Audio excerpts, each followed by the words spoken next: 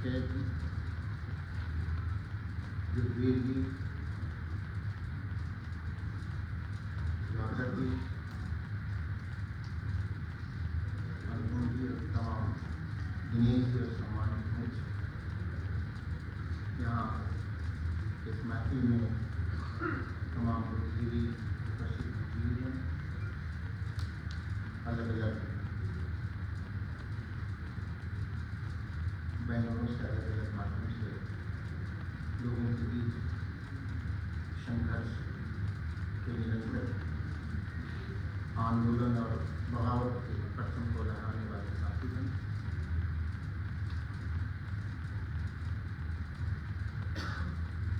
सुधाकर जी ने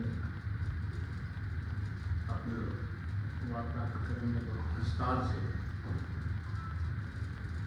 चीज़ों को रखा और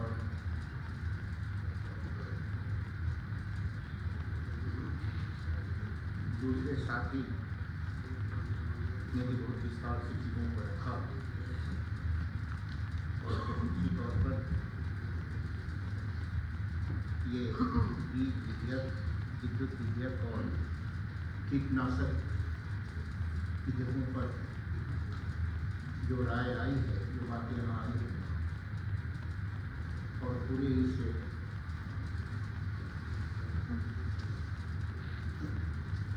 टैरिफ से भारत के किसानों को जो नुकसान पहुंचने वाला है और जिस तरह से बयान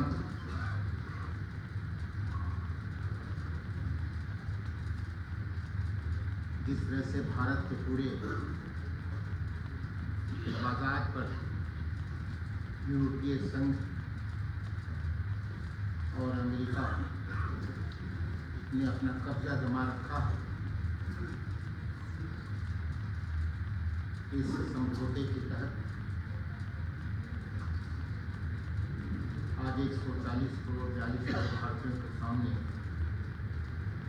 एक सवालिया निशान है, चुनौती का प्रश्न हमारे सामने। हम कैसे इसका मुकाबला कर सकते, इसके जो नतायज, इसके जो आसार, इसके जो नुकसानात हम देख रहे हैं। सोशल मीडिया से बहुत सारी चीज़ें लगातार 4-5 दिनों से 3-4 दिनों से ये सब चीज़ें लोगों तक पहुंच रही है। मीडिया, हमारा चैनल और गोदी मीडिया सरकार जिस तरह से परोसना चाहती है वो लोगों तक पहुंचा रही है। और दूसरी तरफ बार बार ये धमकी दिए जा रहे हैं कि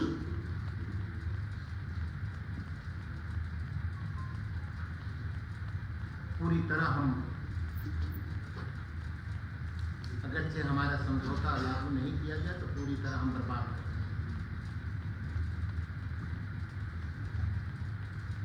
अब मैं समझता हूँ कि 142 करोड़ भारतीयों के सम्मान और प्रभुत्ता के साथ, संप्रभुत्ता के साथ ये समझौता हमें स्वीकार नहीं है। और जब स्वीकार नहीं है तो इसके लिए रास्ता, विकल्प क्या है? संसद की जो स्थिति है आप देख रहे हैं, बहुमत के बल पर विपक्ष की आवाज को कैसे दबाने का प्रयास किया जा रहा है। सारा विपक्ष कुंड हो चुका। जो सत्ता के साथ बैठे लोग हैं उनके पास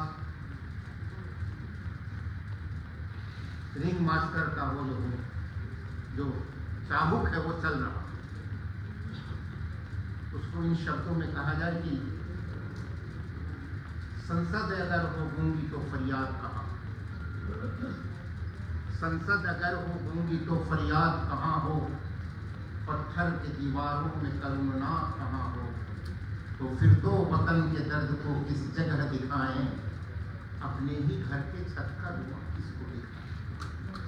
आज बिल्कुल वो संसद की स्थिति हो गई है, कोई रास्ता नहीं है सिवाय हमारे पास की हम लोगों तक अपनी आवाज को कैसे पहुंचाएं।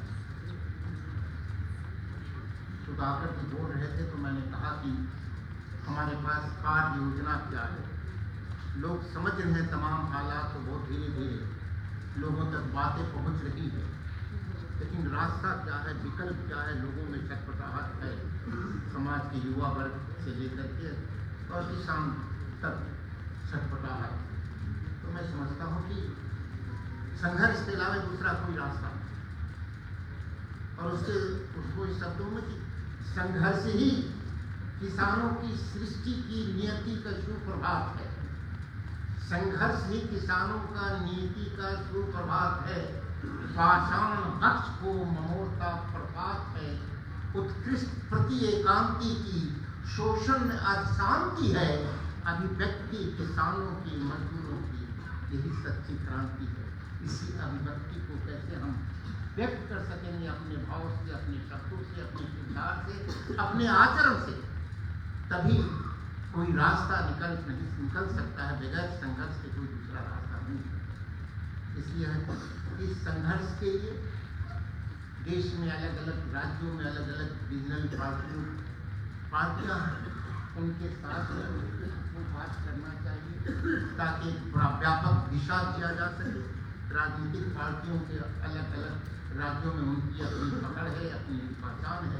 तो मैं समझता हूँ कि इसका एक व्यापक स्वरूप तैयार करते हुए संघर्ष का और संघर्ष का कार्यक्रम, कार्य योजना बनाना चाहिए। उसके अलावा दूसरा कोई रास्ता नहीं है। मैं समझता हूँ कि इन्हीं शब्दों के साथ हम अपनी बातों को वहाँ रोकते हुए कि आए हम सब लोग मिल करके एक संघर्ष का रास्ता तय करें और उस संघर्ष के माध्यम से इस देश के लोगों का किस तरह से दबाव बना सकेंगे सत्ता पर। दूसरा कोई रास्ता नहीं है। इन्हीं शब्दों के साथ बहुत बहुत धन्यवाद।